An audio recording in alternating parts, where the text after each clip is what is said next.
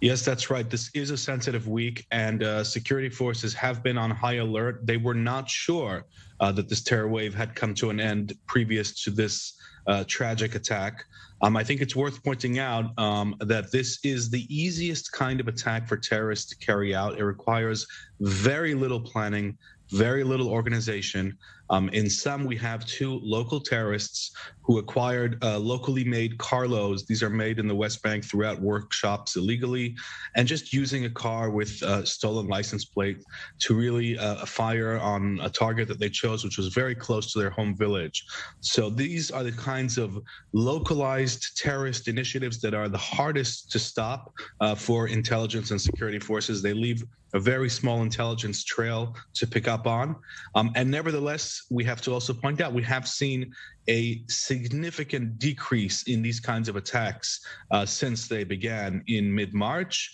So there has been a decrease, but there is no security guarantee that they will be able to come to a full stop.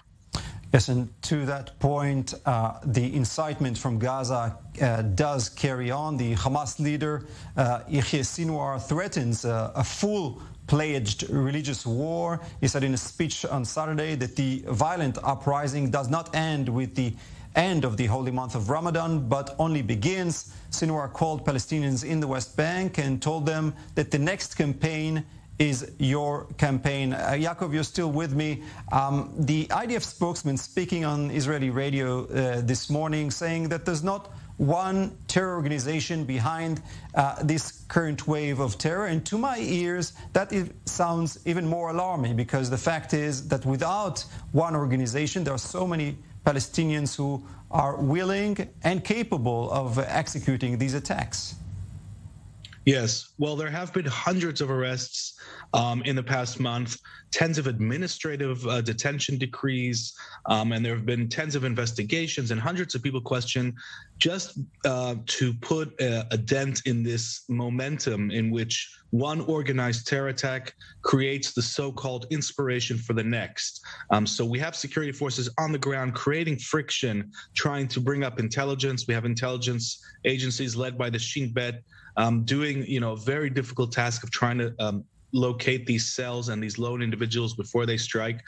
At the same time, I would say that Hamas certainly has a hand in these attacks, not in terms of directly organizing them. It's trying to do that, and it's failing because of Israeli disruption efforts. But through its incitement, the incitement that you just mentioned, it's pervasive. It's all over Palestinian social media, and it has been successful, unfortunately, in getting Palestinians to believe that now is the time to act, that the Al-Aqsa Mosque is in some kind of fictitious danger. And in that sense, Hamas has been successful keeping Gaza quiet, but getting the West Bank to see a flare-up of terrorist violence.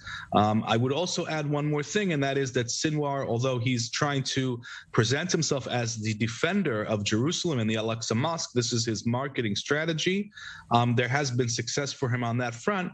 It's notable that he has not allowed any border violence on Gaza to go ahead, and there's a certain gap between what he's saying and what he's doing. There is Israeli deterrence in effect on the Gaza Strip, and he's trying to take the safe course, so to speak, taking responsibility and credit for these actions while keeping his home turf, Gaza, very, very quiet. Yaakov, with just 1 minute to go, Israeli security forces, as you mentioned, are fully stretched, obviously across the West Bank, but also across the country. Talk to us about the preparedness of the IDF, the Israeli police, the Shin Bet, after so many weeks of tensions and terror. They are on the highest level of alert. The West Bank has several backup battalions that are conducting nightly arrests based on intelligence that's being received by the Shin Bet. The Israeli police is certainly stretched to the limit. There are thousands of backup officers in the Jerusalem district. Jerusalem remains the most sensitive red zone on the map of Israel, and it requires the most amount of backup sources. But also throughout the country, we have this integrated approach between the police, the Shin Bet, the counter-terror unit. They're all coming together to try and foil these attacks. And if they can't foil them, to have enough manpower to shut them down as quickly as possible. Yes, certainly a very tough task for the Israeli forces.